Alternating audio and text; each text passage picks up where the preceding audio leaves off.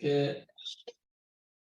que Hachem bénisse toute Mishpacha et merci beaucoup de venir à ce rendez-vous de mardi soir pour cet enseignement que Hachem a mis dans mon cœur. Aujourd'hui, justement, c'est vraiment le sujet un peu pertinent. C'est quand même pas facile de parler des vrais et des faux bergers. Parce que aujourd'hui, vraiment, on pourrait dire que qui est le vrai berger et on peut dire aussi qu'il y a beaucoup de faux bergers. Hein? Mais justement, le Seigneur a mis ces paroles afin que nous pouvons tous ensemble examiner à travers le Tanakh certains passages qui nous concernent à nous tous. Hein?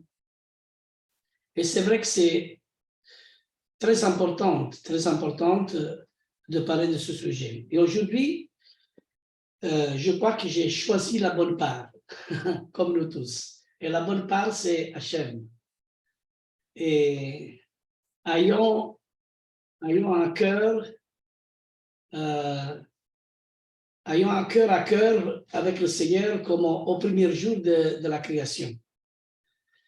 Et dans cette étude, j'ai constaté vraiment que les temps dans lesquels nous vivons, Hachem, il est en train de préparer de la séparation des brebis et des boucs, aussi des bergers et des faux pasteurs, car il veut rebâtir sa Keïla dont nous sommes les membres. Et la question est, est-ce que nous sommes des brebis ou des boucs? C'est ça justement qu'aujourd'hui nous devons nous dire devant Hachem. Hein? Est-ce que nous sommes des bergers et aussi des faux pasteurs? Hein? Mais ce que Dieu recherche en chaque homme, ce sont des brebis et des bergères, c'est-à-dire des vrais roués, des pasteurs, des bergers qui connaissent vraiment ces brebis et qui prennent soin de chacune d'elles. Hein? C'est vraiment le devoir du pasteur. Et j'ai constaté que dans toutes mes années de travail, de ministère, de roué, aussi de pasteur, j'ai constaté de la part d'Hachem que c'est lui qui fait ce travail. J'ai constaté que si mettre quelqu'un qui n'est pas pasteur ou roué, on peut voir vraiment comment la Keïla va fonctionner. C'est là l'image d'un berger, comment va fonctionner une véritable Keïla. Voulons dire que s'il n'y a pas un berger, comment nous pouvons justement voir une Keïla? Une Keïla a besoin de son berger. Et c'est vrai que des fois, on attend, nous n'avons plus besoin d'un berger. Nous sommes assez capables, nous pouvons faire nous-mêmes et nous fonctionnons autrement. Ça peut arriver parce que c'est m'était arrivé aussi d'entendre ces choses. Non? Mais celui que le Seigneur a choisi peut être responsable de sa Keïla. Et c'est-à-dire que celui que le Seigneur choisit, il doit avoir la connaissance de Dieu et de ses membres de son assemblée. C'est-à-dire un berger, c'est ça qu'il doit avoir. Il doit avoir non seulement la connaissance d'Hachem, mais aussi la connaissance aussi des membres de son assemblée. Parce que c'est lui qui doit les instruire. C'est-à-dire qu'il doit être capable aussi de soigner les plaies et de ramener la brebis qui est égarée. Et il y a beaucoup de brebis qui sont égarées, surtout aujourd'hui, à cause de pasteurs qui n'ont pas été choisis, à cause de beaucoup de pasteurs qui manquent surtout. Il faut prier vraiment que Hachem forme des pasteurs. Merci Seigneur pour Mishpacha, ce problème est résolu, on va dire, en partie. Merci aussi pour notre pasteur que Hachem a choisi et que le Seigneur puisse vraiment lui donner beaucoup de sagesse, beaucoup d'amour et aussi beaucoup de capacité dans les jours à venir, parce que les temps viendront aussi plus difficiles et le Seigneur le prépare et le fortifie. Alléluia. Le berger doit veiller sur son troupeau pour qu'il ne soit pas dévoré par l'ennemi. C'est très important. Alors, je me suis dit souvent, je dois veiller sur le troupeau qu'Hachem m'a donné afin que je ne sois pas dévoré par l'ennemi. Bien souvent, je constate que les deux marchent main dans la main et servent le même Seigneur. C'est pour cela que nous voyons aussi des églises partout dans le monde se fermer. Mais dans le texte d'Ézéchiel, nous voyons que Hachem reproche à ses dirigeants de ne pas prendre soin de son peuple. Il y a quand même des reproches d'Hachem pour les dirigeants. Et aujourd'hui, c'est la même chose dans nos assemblées. C'est pour ça que j'ai eu à cœur de parler de ça. C'est vraiment un sujet très important et vraiment avec la conduite de l'esprit, moi je demande sa conduite à être sage et aussi de ne blesser personne afin que tous on soit encouragés de la part d'Hachem. Nous voyons parfois des brebis qui meurent faute de nourriture solide et d'un accompagnement spirituel. C'est vrai.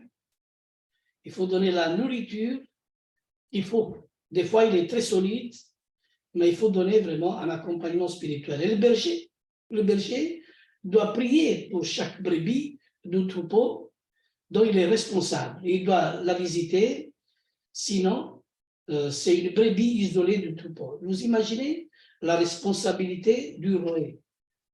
Ils doivent avoir contact avec tous les brebis, ce qui se passe dans la bergerie, prendre en main l'organisation. Ils doivent prier. Ils doivent prier pour chaque brebis, pour chaque membre, pour chaque brebis qui fait partie du troupeau. Pourquoi? Parce qu'il est responsable.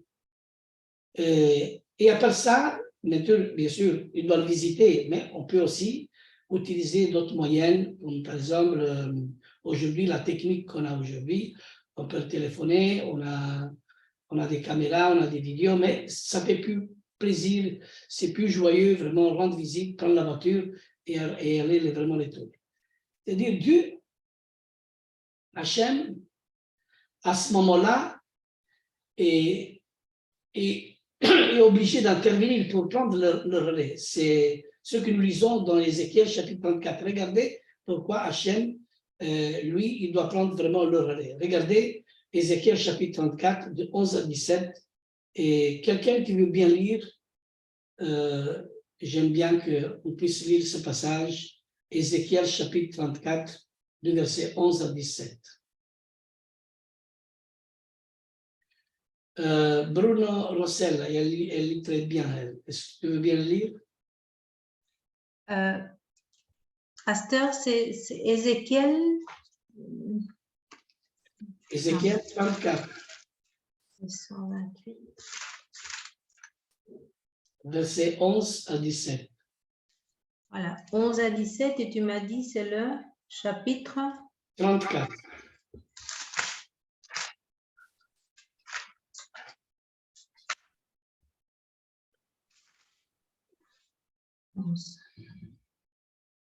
Car ainsi parle le Seigneur, l'Éternel. Voici, j'aurai soin moi-même de mes brebis, et j'en ferai la revue. Comme un pasteur inspecte son troupeau quand il est au milieu de ses brebis éparses, ainsi je ferai la revue de mes brebis, et je les recueillerai de tous les lieux où ils ont été dispersés au jour des nuages et de l'obscurité. Je les retirerai d'entre les peuples, je les rassemblerai des diverses contrées, et je les ramènerai dans leur pays. Je les ferai paître sur les montagnes d'Israël, le long des ruisseaux, et dans tous les lieux habités du pays. Je les ferai paître dans un bon pâturage, et leur demeure sera sur les montagnes élevées d'Israël. Là, elles reposeront dans un agréable asile. Elles auront des gras pâturages sur les montagnes d'Israël. C'est moi qui ferai paître mes brebis. C'est moi qui les ferai reposer, dit le Seigneur l'Éternel. Alléluia. Voyez le verset 13. Je les retirerai d'entre les peuples, c'est-à-dire le peuple qui a été dispersé dans les nations. Je les rassemblerai des divers contrées et je les ramènerai dans leur pays, c'est-à-dire dans la terre d'Israël. Vous voyez ici, on ne parle pas, ici il faut comprendre le contexte. Hein? Vraiment ici, Hachem, il parle de ces brebis qui sont dispersées dans le monde, qui doivent faire le travail de témoignage. Et Hachem a donné à tous ces brebis un rôle, bien sûr, chacune a son ministère, hein? Et il y a la fonction aussi d'évangéliste, de pasteur, de docteur, d'apôtre. Ce sont ces brebis qui sont à la tête des assemblées ici dans le monde. Et il arrivera justement le moment où le Seigneur, Hachem, il va les retirer d'entre les peuples. Parce qu'il veut les rassembler des divers contrées. Et il va les ramener dans son pays. Et c'est là que le Seigneur il va faire un grand miracle, il les fera paître sur les montagnes d'Israël. Et c'est là le lieu où ils doivent y habiter. C'est là vraiment la demeure des brebis. D'ailleurs, c'est ça que le Seigneur veut. Et c'est ça que je cherche aussi. Hachem va nous donner un travail et vraiment les brebis du Seigneur, ils veulent rester à côté le véritable berger qui est Yeshua et être dans la terre d'Israël un jour, vraiment être gardé par lui. Merci Seigneur. Mais nous avons un devoir ici dans le monde. Nous avons un devoir de faire bien le travail et de rassembler vraiment les brebis, rassembler les brebis de Hachem, pour que tous ensemble un jour, nous serons avec lui rassemblés dans la terre d'Israël. Le verset 15, comme il a lu notre sœur, c'est moi qui ferai paître mes brebis. Qui? C'est Hachem. C'est moi qui les ferai reposer. Voulant dire, c'est moi qui va leur donner le Shabbat. C'est là où il parle du Shabbat, du repos, dit le Seigneur l'Éternel. Alors, le véritable Shabbat, il est vraiment dans la paix. Le véritable repos, c'est vraiment que ces brebis ont accompli une mission et après, ils méritent d'être avec le Messie et vivre avec lui, régner avec lui et faire vraiment le véritable Shabbat des 1000 ans avec Mashiach. Alléluia. C'est ça qui dit le verset 17. Et vous, mes brebis, ainsi parle l'Éternel, voici, je jugerai entre brebis et brebis, entre bélier et bouc, dit le Seigneur. Mais aujourd'hui, encore Hachem intervienne en son fils Yeshua au milieu de son peuple. Et malgré ça, des brebis meurent. Ils meurent, comment ils meurent? Ils meurent dans la détresse. Est-ce que cette brebis se tourne réellement vers Hachem? Est-ce que les brebis sont prêtes à entendre sa voix? Et c'est ça que j'ai compris, le mot « attendre sa voix ». Et même moi-même, je dois dire que je me suis trompé quand on dit « vous devez être soumis à votre pasteur ». Le pasteur, c'est Yeshua, et nous devons être tous ensemble en voulant entendre sa voix, parce que nous devons être soumis les uns et les autres. Mais la question est-ce que nous tous, si nous tous nous demeurons dans la parole d'Hachem, nous gardons les commandements, nous faisons ce qui est agréable à Hachem, alors nous pouvons entendre sa voix. Shema Israël, c'est-à-dire écoute Israël. Et l'Israël qui écoute la voix, et c'est lui qui obéisse à ses commandements. Est-ce que nous sommes prêts à entendre sa voix? Est-ce que nous voulons vraiment entendre sa voix? Mais la Torah, il nous parle de tout ça. Alors pourquoi changer les lois, les commandements? Pourquoi tous ces remplacements, on va dire, que l'homme fait dans le Tanakh? L'apôtre Paul même, lui-même, il dit, en partie je connais, en partie je prophétise. Si on ne connaît pas la voix d'Hachem, si on ne demeure pas avec lui, on fait beaucoup de bêtises. Et c'est ça qui se passe. On prend beaucoup de choses à la lettre sans être rempli de l'esprit, sans avoir la connaissance d'Hachem. Et voilà comment les brebis ils vont être égarés, on peut dire. Hein? Est-ce qu'elles, ces brebis, sont enracinées dans la parole de Dieu? C'est ça qu'il faut se demander. Quand ils sont enracinés dans la parole de Dieu, alors nous pouvons dire ils sont vraiment sous l'olivier franc. Ils sont vraiment avec Israël. Être enraciné, c'est dire être avec les racines de la parole. Et c'est la racine qui nous tient, et c'est Israël. Et il y a un bon passage de la parole de Dieu qui me fait vraiment plaisir de le lire. Hein? Et c'est dans Job, chapitre 36, le verset 22. Quelqu'un veut le lire? C'est vraiment un très bon passage. C'est dire ces brebis. C'est Job, tu as dit? Job, chapitre 36, verset 22. Job 6. 36. 36. Pardon? 36, verset 22.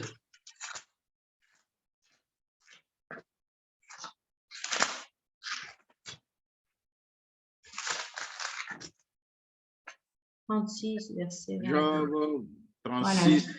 verset Oui. 22. Dieu est grand par sa puissance.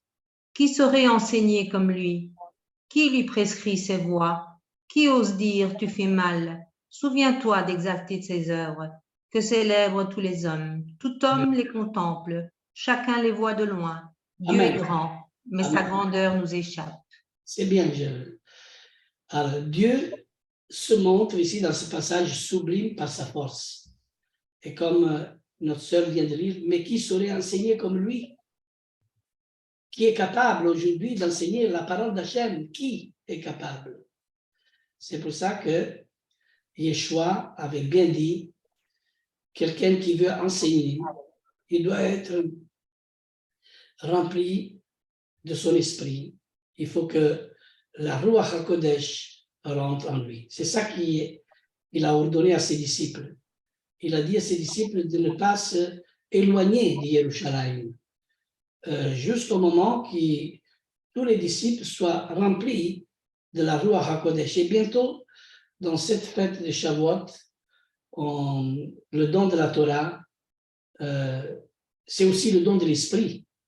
Et d'ailleurs, comment nous pouvons enseigner, même aujourd'hui, qui est ce sage, qui est ce scribe, qui peut nous enseigner? Et aujourd'hui, on peut dire Israël, le peuple du livre, qui a enseigné l'humanité, mais en même temps, Hachem, il fait des reproches. Et Hachem lui-même, il dit à n'importe qui, être humain, qui saurait enseigner comme lui? Personne. Qui est capable aujourd'hui d'enseigner la parole de Dieu? Ce n'est lui-même qui le rend capable. Et comme il dit dans Jean chapitre 15, verset 5, sans lui, nous ne pouvons rien faire. Ce passage, j'aime bien c'est bien cela. Est-ce qu'on peut le lire? Sans lui, on ne peut rien faire. C'est Jean chapitre 15, verset 5. Mais on peut lire jusqu'au verset 6 aussi. Oui. Ben, je vais le lire. Donc, Oui. Jean 15, Oui, verset 5. Hein? oui. Je suis la vigne et vous êtes les sarments. Celui qui demeure uni à moi et moi à lui, celui-là porte beaucoup de fruits, car hors de moi, vous ne pouvez rien faire. Si quelqu'un ne demeure pas uni à moi, il est jeté dehors comme un sarment et il est sèche. De tels sarments ont ramassé et jeté au feu où ils brûlent. OK. Amen. Amen. Alors, sans lui, nous ne pouvons rien faire. Il faut que nous soyons avec lui et nous demeurons en lui. Hein? Et c'est vrai. Et c'est vrai. C'est lui qui a enseigné les disciples, c'est Yeshua. Mais il a donné un ordre de ne pas s'éloigner de Jérusalem parce que tous ses disciples, ils doivent être remplis de son esprit. Il fallait justement que l'esprit incarne la Torah, incarne la parole pour devenir des véritables bergers, de devenir des véritables apôtres, de devenir des véritables prophètes, évangélistes, docteurs. C'est-à-dire, Dieu élargit ses ministères, mais c'est lui qui donne vraiment les qualifications et la fonction de travail. Hein? Et nous tous, nous sommes avec lui. Bien sûr que dans notre entourage, tout ce qu'on voit, c'est le pasteur qui est le leader de l'assemblée. Et on doit voir le leader s'il est vraiment un exemple pour l'assemblée. Mais la parole de Dieu, il nous le dit dans 1 Timothée au chapitre 3, que non seulement le diacre, mais l'évêque, c'est-à-dire, il doit être irréprochable, mari d'une seule femme. Quand je dis mari d'une seule femme, certains traduisent aussi marié une seule fois, je ne sais pas. Ça, c'est un peu à voir dans les profondeurs. Hein? Certains disent ça. Mais parce qu'il doit être vraiment un ministère, parce qu'il n'est pas donné à tout le monde. Et je parle vraiment de celui qui doit conduire une assemblée, il doit être vraiment irréprochable, il doit avoir aussi l'hospitalité, et il doit avoir le cœur, vraiment, il doit aussi savoir reprendre et aussi savoir donner vraiment les bonnes qualifications d'un véritable berger, parce que c'est le berger lui-même qui l'instruit à ce travail. C'est pour ça que les bergers et celui qui reçoit vraiment ce ministère, hein, il doit être au pied de Yeshua constamment, comme tous les autres ministères. Mais celui-là, il est vraiment particulier parce que il faut quand même comprendre que le véritable berger, c'est Yeshua. Et peut-être, je ne sais pas si ça choque, mais on parle aussi des chiens de garde, hein, des chiens de troupeau, hein, qui ce sont des chiens bergers. Hein, et qu'est-ce qu'ils font? Ils écoutent le berger afin que la brebis ne s'éloigne pas parce qu'il y a le loup qui arrive. Hein, et des fois, le chien, qu'est-ce qu'il fait? Il mord la brebis n'est pas contente. Mais Yeshua est le bon berger. C'est lui qui nous conduit à nous tous. Hein. Alors, que le Seigneur nous dirige avec une bonne conduite, tous ensemble, et chacun dans notre service, notre travail, unis avec le pasteur que Dieu a choisi, et qui, ensemble, nous pouvons grandir notre mishpacha, notre keila. Mais c'est lui qui inspire vraiment le désir d'être évêque ou pasteur, on va dire, je préfère dire roé. Hein? C'est lui qui inspire d'être roé, c'est une bonne chose, parce qu'on a besoin vraiment que des roés puissent vraiment encore naître pour qu'on puisse voir beaucoup de groupes, d'assemblées et aussi être nourris. Et le berger est celui qui rassemble, qui est tendre, qui a beaucoup d'amour, qui s'occupe de lui, qui est constamment en contact. Et tout ça, on les voit, on les reconnaît à leurs fruits. Hein? Comme la parole nous enseigne. Hein. Et d'ailleurs, les apôtres d'Yeshua avaient cette tâche au sein de la première Keila de Yerushalayim, hein, tandis que les diacres étaient au service des tables. Et l'enseignement, d'ailleurs, l'enseignement n'est pas réservé au berger, on va dire. L'apôtre Paul nous dit dans son épître aux croyants de Corinthe que Dieu a établi dans la Keila des apôtres, des prophètes et des docteurs. Hein, dans la Keila. Alors, des apôtres, pour ouvrir, fonder des assemblées, des prophètes. Quand on parle des prophètes, aujourd'hui c'est très, très compliqué parce que qui est prophète aujourd'hui? Prophète veut dire prédire les choses à venir, prédire et des choses qui sont des mystères cachés que nous, on ne connaît pas. C'est pour ça qu'Hachem, il dit, invoque-moi et je t'annoncerai des mystères cachés. Et d'ailleurs, dans la Keïla, c'est vrai, il a établi des apôtres, des prophètes, des docteurs, mais il a établi aussi des pasteurs et des évangélistes aussi. Il y a 5 ministères, non? Mais tous les 5, ils sont conduits par Hachem. Et chacun, ils doivent comprendre leur fonction et rester à leur place. Par exemple, un apôtre doit rester un apôtre. C'est-à-dire, il doit faire le travail d'apôtre. C'est lui qui donne des paroles de sagesse et dans laquelle Dieu donne à comprendre les mystères cachés de la prophétie. C'est ça, des prophètes. Je vois le prophète dans ce sens-là. Ce sont des serviteurs qui reçoivent des profondeurs de la prophétie qui a été donnée à eux. Ce sont vraiment des prophètes de l'Éternel. Il arrive à décortiquer des mystères cachés à l'intérieur. Le ministère du prophète peut découvrir, parce que c'est un ministère que Dieu donne. Hein.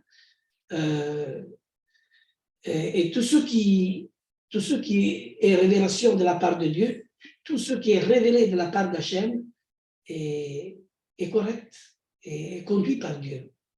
Aujourd'hui, il y a beaucoup de faux prophètes, il y a beaucoup de faux apôtres et aussi de faux docteurs. C'est pour ça qu'il faut les reconnaître à leurs fruits. Ensuite, il y a aussi ceux qui ont le don aussi de puissance. Hein? Combien de serviteurs d'Hachem. Et les apôtres, ils avaient ce don de puissance partout où ils allaient. Mais est-ce qu'aujourd'hui, les mêmes manifestations, c'est la même chose aujourd'hui? Il faut dire qu'Yeshua est le même, hier, aujourd'hui et pour toujours. Alors, il faut vraiment prier que dans la Mishpacha, le Seigneur puisse vraiment nous conduire à être très sages et s'avancer vraiment correctement dans ce que Dieu vient de nous enseigner aujourd'hui. Quand on parle surtout des miracles, les miracles, c'est instantané. La guérison, c'est progressif. Mais après, il y a le don de la foi. Ça, ce sont les dons d'action, de puissance. Mais c'est la foi qu'il faut avoir. Parce que si on a la foi, à travers la foi, on peut produire la guérison et les miracles. Sans la foi, est impossible plaire à Hachem. C'est-à-dire, il faut être vraiment des hommes de foi. Et Yeshua lui-même disait, si vous avez la foi, vous pouvez déplacer même les montagnes. Lui-même, il dit dans Jean chapitre 14, ayez la foi en Dieu et aussi en moi. La foi, il nous donne la joie aussi, la certitude de toutes les promesses d'Hachem que nous, on ne voit pas, on ne connaît pas, mais qui un jour, le Seigneur, il va nous faire connaître. Et il y a tellement de choses, tellement de promesses que nous pouvons hériter à travers la foi. Mais il faut vraiment vivre par la foi, marcher par la foi. Et c'est ça qui est très bien. Marcher par la foi, ce n'est pas marcher par l'intelligence ou par l'intellect, mais la foi dépasse tout, dépasse tout. Bien sûr qu'il faut avoir la sagesse, il faut avoir aussi l'intelligence, mais il faut être vraiment dans la foi, vivre par la foi. C'est là que le Seigneur il se manifeste. Non? Alléluia. Et tout ça, on le trouve aussi même dans l'église dans laquelle il a d'Éphèse. Hein? Il enseigne la même chose. Au chapitre 4 d'Éphésiens, versets 11 et 12, dans laquelle il dit, il a donné les uns comme apôtres, les autres comme prophètes, les autres comme évangélistes, comme pasteurs et docteurs, pour le perfectionnement des saints en vue de l'œuvre du ministère de l'édification du corps de Mashiach. Mais mes amis, ici, toutes ces personnes-là, tous ceux qui sont enseignés par les apôtres, ils font Shabbat. Ils sont dans la Torah, ils sont dans l'obéissance des commandements de Dieu. Et si on enlève justement l'obéissance, si on n'écoute pas justement les commandements de Dieu, comment nous pouvons être des apôtres, des prophètes, des évangélistes, des pasteurs ou des docteurs? Comment nous pouvons marcher dans le perfectionnement des saints, de l'œuvre, du ministère, de l'édification du corps de Mashiach, si nous ne mettons pas en pratique ces commandements?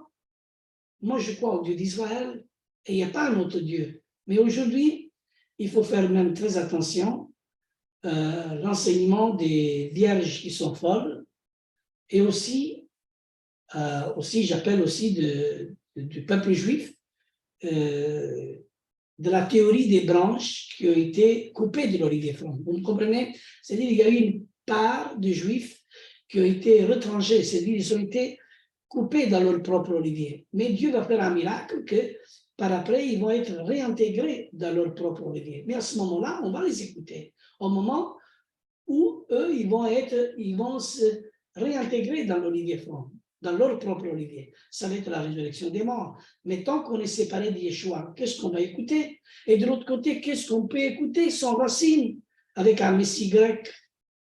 Vous voyez? Et on parle de quoi?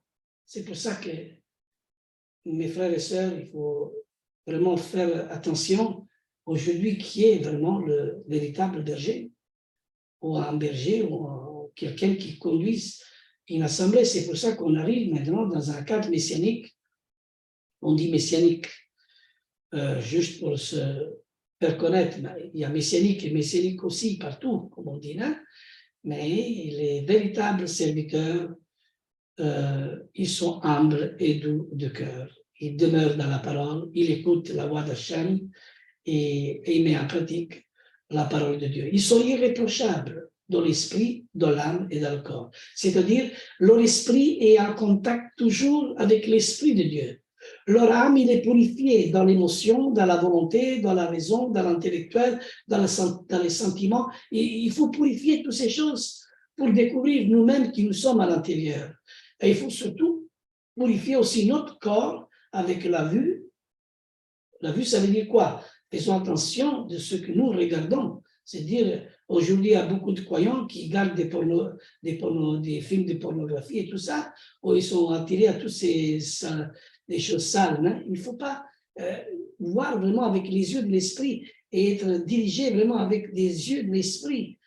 Entendre les bonnes choses, parce qu'on entend des choses, des fois, des gens qui se moquent de Dieu. Il faut couper ses oreilles. C'est-à-dire, il faut mettre de côté toutes ces mauvaises choses. Alors, il faut avoir une bonne vue, et une bonne ouïe, c'est-à-dire de bien entendre. Et alors, la cacheroute aussi, bien manger ce que la Torah nous enseigne. Il faut bien tâtonner les bonnes choses, toucher les bonnes choses et pas les mauvaises choses. Hein? Ouais, c'est ça. D'ailleurs, les 5 sens de l'homme, ils doivent être purifiés. La vista, il gusto, l'udito, il tatto, l'adorato, toutes ces choses-là, ils doivent être purifiés. C'est pour ça qu'à travers ça, nous pouvons vraiment avoir petit à petit un perfectionnement de véritables saints, d'être saints dans une œuvre messianique pour l'édification du corps de Mashiach. Hein? D'ailleurs, dans ces 2 épîtres, nous voyons que c'est Dieu qui établit cela et que c'est un don de Ruach HaKodesh. Et de tout temps, Dieu a procédé de la même manière. Toujours, Dieu, Hachem, appelle de vrais bergers, pour faire paître son troupeau, comme Yeshua a appelé qui? Pierre, pour conduire les brebis de son père. Alléluia. Pierre, c'est lui qui l'avait renié 3 fois, comme le Seigneur dit, Pierre, paître mes brebis. Et lui, même pendant 2 fois, dit, Seigneur, tu sais que je t'aime. Hein? Il avait renié, mais après le Seigneur, il l'appelle. C'est-à-dire, il y en a beaucoup qui renient. Mais moi, c'est surtout la réponse qui te donne la raison de rentrer par eux. Même quand il dit de vendre la vie. Est-ce qu'on peut couper le micro, s'il vous plaît? Merci. L'année prochaine, on ne sait pas quel problème va encore surgir. Nadine, il faut couper ton micro, s'il te plaît. Voilà. On lui dit qu'il est mieux qu'on rentre. Vous ne pouvez plus subir ces pressions-là. On entend. Nadine, coupe ton Oui, micro. c'est pas encore bien coupé. Voilà, elle a coupé maintenant. Ah, ok. Alors, je disais que Hachem appelle de vrais bergers.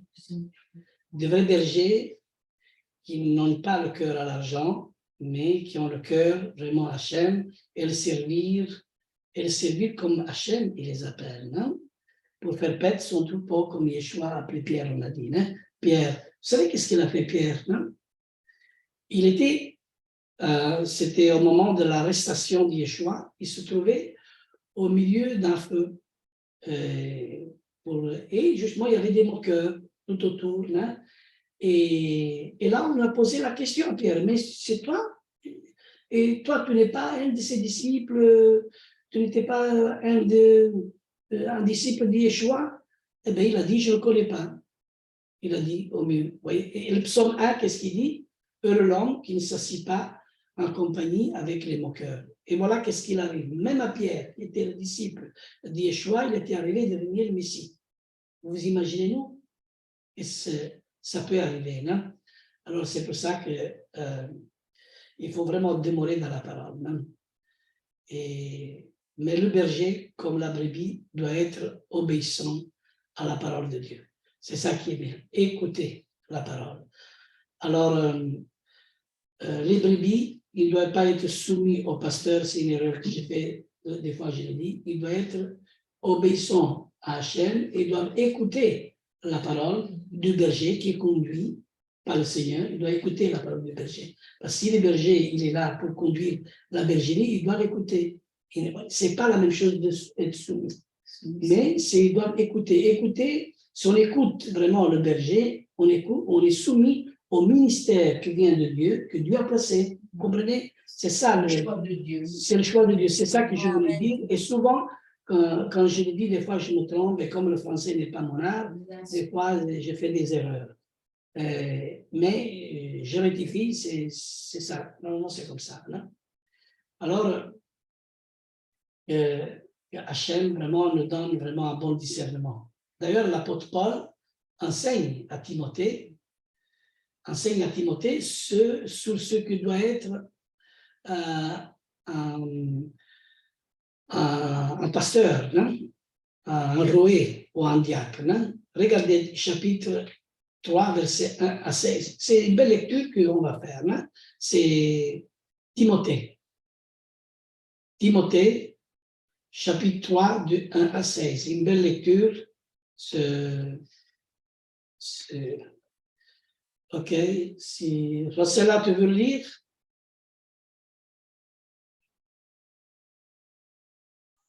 Oui, pasteur, mais j'ai un petit problème avec les lunettes ce soir. Okay. Je ne vois pas bien. OK. Je n'ai pas les bonnes lunettes. Ça va, OK. Mais je vais chercher, pasteur. Si vous patientez, je vais chercher. Donc, c'est le premier Timothée ou deuxième? S'il y a quelqu'un d'autre qui se dépêche, parce que je ne vois pas bien. OK, pasteur Jean-Baptiste, il y a Lionel, il y a oui, Marie-Antoinette, OK. Vas-y, Nadine, celui qui trouve. C'est le premier épître? Oui, je pense, oui. Et quel verset? Du chapitre 3, de 1 à 16. Cette parole est certaine si quelqu'un aspire. On ne dit pas la charge d'évêque, la charge de roué. C'est le mot évêque que je n'aime pas tellement, hein, dans cette traduction. J'aime bien qu'on soit lu dans la Bible juive. Pasteur Jean-Baptiste, je pense que c'est toi qui l'as. D'accord. Oui, moi aussi, je l'ai. 1 Timothée 3, verset 2 Timothée 3, verset 7, n'est-ce pas? Oui. OK. Bon, on dirait que c'est ce que tu as la parole. Verset 7. Non, verset 1 à 16. 2 Timothée. Oui, 1 Timothée, oui. 1 Timothée, d'accord. 1 Timothée 3, verset 1 à 7.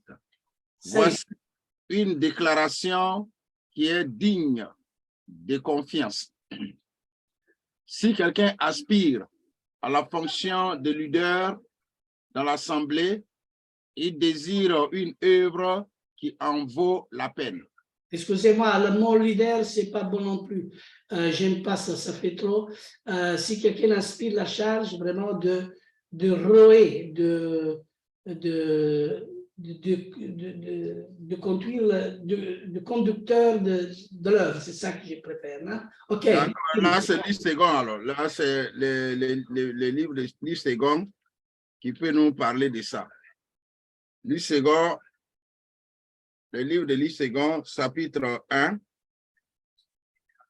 1 Timothée 3, verset 1. Cette parole est certaine. Si quelqu'un aspire à la charge d'évêque, c'est-à-dire que, comme diacre pasteur, d'évêque, il désire une œuvre excellente. Il faut donc que l'évêque soit irréprochable, mari d'une seule femme, sobre, modéré, réglé dans sa conduite, hospitalier, propre à l'enseignement. Il faut qu'il ne soit ni adonné au vin, ni violent, mais indulgent, pacifique, désintéressé. Il faut qu'il dirige bien sa propre maison et qu'il tienne ses enfants dans la soumission et dans une parfaite honnêteté. Verset 5. Car si quelqu'un ne sait pas diriger sa propre maison, comment prendra-t-il soin de l'Église de Dieu? Il ne faut pas qu'il soit un nouveau converti. De peur qu'enflé d'orgueil, il ne tombe sous le jugement du diable. Verset 7. Il faut aussi qu'il reçoive un bon témoignage de ceux du dehors, afin de ne pas tomber dans l'opprobre et dans les pièges du diable. Verset 8. Les diacres aussi doivent être honnêtes, éloignés de la duplicité, des excès du vin, d'un gain sordide. Verset 9. Conservant le mystère de la foi dans une conscience pure. Verset 10.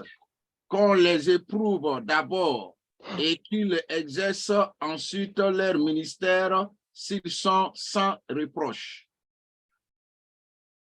Côté des femmes, les femmes de même doivent être honnêtes, non médisantes, sobres, fidèles à toutes choses. Les diacres doivent être mariés d'une seule femme et bien diriger leurs enfants et leur propre maison. Verset 13, enfin, car ceux qui remplissent convenablement leur ministère s'acquièrent un rang honorable et une grande assurance dans la foi en Jésus-Christ, c'est-à-dire en Yeshua Mashiach. Jusqu'au verset 16.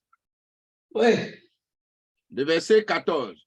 Je t'écris ces choses avec l'espérance d'aller bientôt vers toi. Verset 15.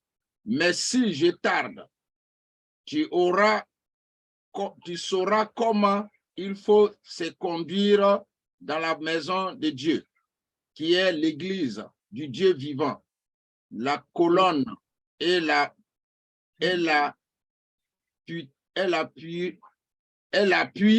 de la vérité. Verset 16. Et sans contredit, le ministère de la piété est grand. Dieu a été manifesté en chair, justifié par l'esprit des anges, prêché aux nations, cru dans le monde, élevé dans la gloire. Amen. Amen, amen. Voyez, merci, pasteur Jean-Baptiste. Voyez ici Timothée. Timothée est envoyé par Rabbi Shaul à Éphèse pour établir de l'ordre dans la Keïla. Et son ministère est un ministère d'évangéliste. C'est-à-dire qu'il y a des ministères comme évangélistes qui doivent veiller à ce que la parole de Dieu soit bien enseignée. Le rôle d'enseignant est tenu par par le pasteur, par le roé.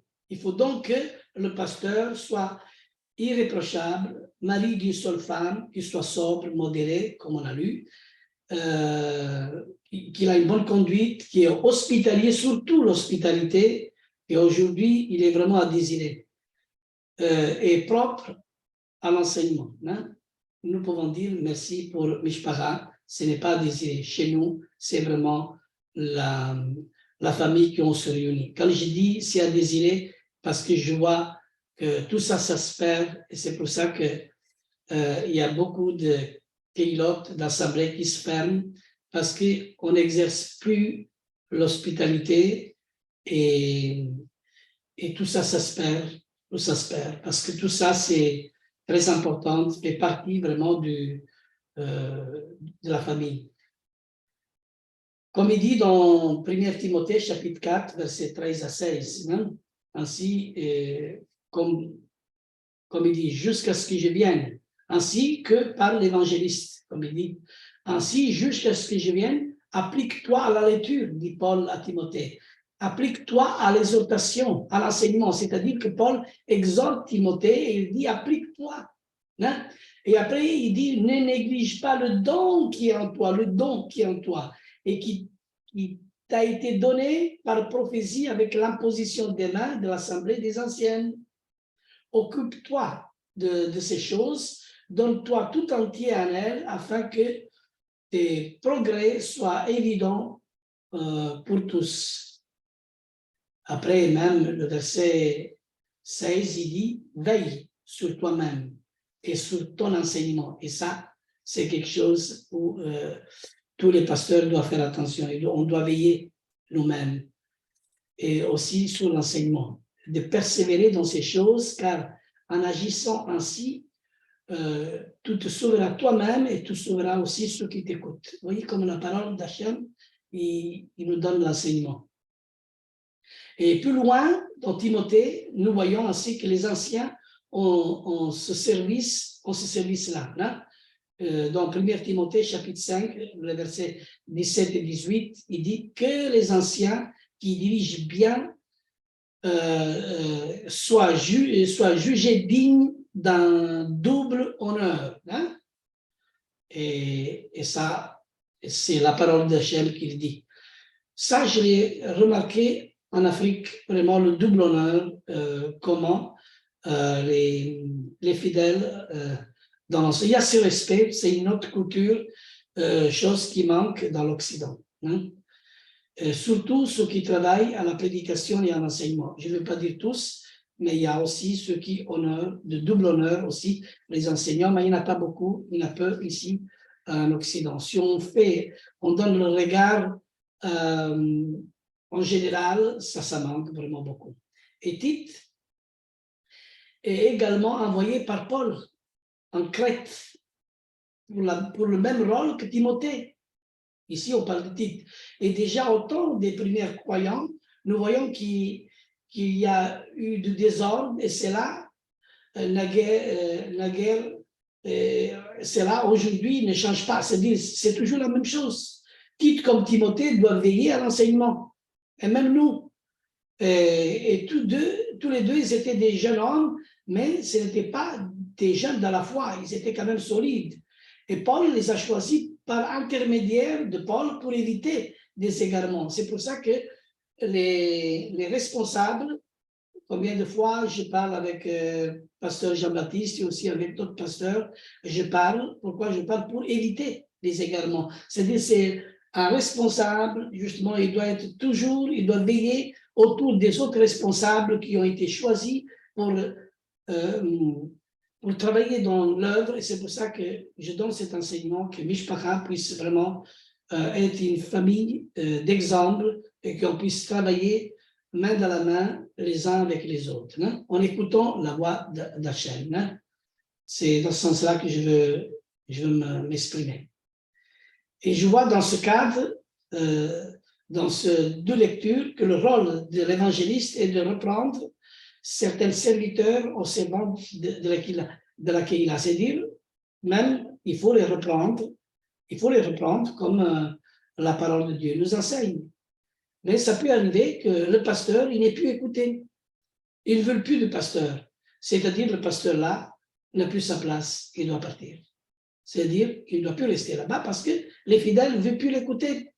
Alors qu'est-ce qu'il doit faire? Hachem, qu'est-ce qu'il fait? Il prend et il met ailleurs. Voilà, tu travailleras maintenant dans ce travail, dans ce nouveau travail, et ça va être autrement. Hein? Et ça va être comme ça tout le temps. Parce que si on n'écoute pas le berger, bien sûr que Dieu a placé, Dieu va le placer ailleurs. Et c'est ça qu'aujourd'hui, c'est pour ça qu'on trouve des fois des grands problèmes dans certaines assemblées où il y a la révolte. Ils ne viennent pas de Dieu contre les serviteurs que Hachem a choisis. Chaque membre a sa place et a un rôle précis selon ce qu'il a reçu de la part de Dieu pour l'édification de la Keïla, qui est le corps de Mashiach. Et pour qu'elle soit bien bâtie, elle doit être conforme à la parole de Dieu. Et bien des fois,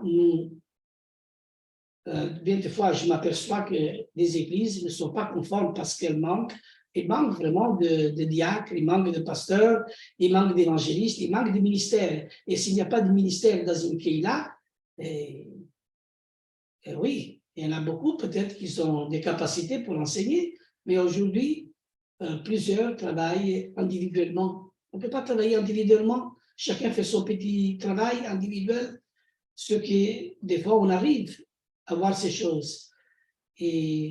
Et après, si on aurait eu vraiment le berger à côté, les choses ne seraient pas passées comme ça. Ces choses, on va les comprendre beaucoup plus tard. Mais c'est déjà trop tard. Il n'y a qu'une personne qui dirige. Il n'y a qu'une personne qui dirige l'assemblée. C'est le pasteur. Mais le pasteur avec les autres, tous ensemble. Et le corps de Messie n'est pas complet. Les dons pour les charismes ne peuvent pas être exercés au du moins très mal, car toutes les fonctions ne sont pas le monopole d'une seule personne. Impossible. C'est-à-dire, des fois, on voit qu'il n'y a que le pasteur qui dirige l'assemblée. C'est pas bon. Il n'y a que lui qui dirige. Et ça, c'est pas biblique. Le pasteur, c'est une fonction. Et c'est pour ça qu'aujourd'hui, la plupart des personnes ne veulent pas être dirigées par un pasteur qui se dirige comme ça. Parce qu'un pasteur veut tout faire, veut tout diriger, veut tout savoir, et c'est lui qui fait les choses dans tout. Non, c'est pas comme ça. Il y a un pasteur, mais il y a d'autres ministères. Le pasteur, c'est une fonction comme les autres fonctions que Dieu a données aux autres, mais on travaille tous ensemble, comme la parole de Dieu nous enseigne. Ce qui est bon au pasteur est aussi bon pour chaque membre du corps de Mashiach. Non seulement nous devons nous reprendre par un frère, mais aussi par Dieu et surtout par son esprit, c'est-à-dire exhortez-vous les uns les autres. Et nous devons nous reprendre les uns et les autres, exhorter les uns et les autres. Bien sûr que moi j'accepte aussi la répréhension quand c'est juste, pourquoi pas. Le pasteur aussi, il se trompe comme les autres. Et alors, on doit être humble, merci, parce que soumettez-vous les uns et les autres. Mais ça ne remplace pas la fonction. Le pasteur reste toujours le pasteur qui dirige l'assemblée. Alors, pour revenir au texte d'Ézéchiel, chapitre 34, hein, pour le passage, le verset 8, il dit « Je suis vivant, dit le Seigneur, parce que mes brebis sont au pillage et qu'elles sont devenues la proie de toutes les bêtes des champs, faute de pasteurs. Parce que mes pasteurs ne prenaient aucun souci de mes brebis et qu'ils se paissent eux-mêmes et ne faisaient point paître mes brebis. À cause de cela, le pasteur écoutait la parole de l'Éternel. Et le verset 10, il dit « Ainsi parle le Seigneur l'Éternel. Voici, je veux un pasteur. » Et c'est un reproche qu'Hachem y fait. Je reprendrai mes brebis d'entre leurs mains, c'est le Seigneur qui fait. Je ne les laisserai plus paître mes brebis et ils ne seront plus eux-mêmes. je délivrerai mes brebis de leur bouche, et elles ne seront plus pour eux une proie. Oh là là, c'est-à-dire que le Seigneur vient nous délivrer de tous ces faux pasteurs qui nous dominent, on va dire. Hein? Alors, soyons vraiment attentifs à la parole de ce que Hachem nous dit dans ce qui est écrit dans Tanakh. Vous voyez, ici, nous voyons que Dieu reprend les pasteurs et il prend seul la charge de son peuple pour le faire paître, hein? Lui seul. Hein? Et plus tard, nous voyons que le serviteur de David paîtra le troupeau que Dieu a choisi. Il y a aussi d'autres choses à dire, je pense que c'est 21-44, hein? Et il y a encore peut-être 10 minutes à donner, mais je vais quand même résumer avec le dernier passage que la parole de Dieu nous donne dans 1 Pierre, l'épître, le chapitre 5, le verset 2 et 4, qui dit « Paissez le troupeau de Dieu qui est sur votre garde, non par contrainte, mais volontairement, selon Dieu, non pour un gain sordide, mais avec dévouement, non comme dominant sur eux qui vous sont échoués en partage, mais en étant des modèles de troupeau. » C'est ça qui dit la Bible. Et lorsque le souverain pasteur Yeshua apparaîtra, vous obtiendrez la couronne incorruptible de la gloire. C'est ça que Hachem nous dit. C'est ça que je veux voir un jour. Et nous voyons ici que les anciennes sont tenues à garder, à veiller le troupeau pour que la Kéila du Seigneur ne se fasse pas dévorer par les loups. Et bien souvent, ces personnes sont là au milieu du troupeau et elles ont l'apparence d'une brebis. Mais le berger doit reconnaître les brebis des boucs. Il doit les chasser du milieu d'elles pour que le troupeau reste uni. C'est-à-dire, on a un rôle aussi des fois de chasser. Mais il faut beaucoup de diplomatie de chasser certaines personnes. Et comme il dit la parole, s'ils ne sont plus avec nous, c'est parce qu'ils n'étaient pas des nôtres. Et Dieu nous le montre. S'ils sont des nôtres, ils resteront avec nous. Alors, jusqu'à là, s'il y a quelques questions, je pense qu'il y a sûrement beaucoup de questions. Et qu'Hachem vraiment vous bénisse et merci de m'avoir écouté. Alors, oui, Lorenzo,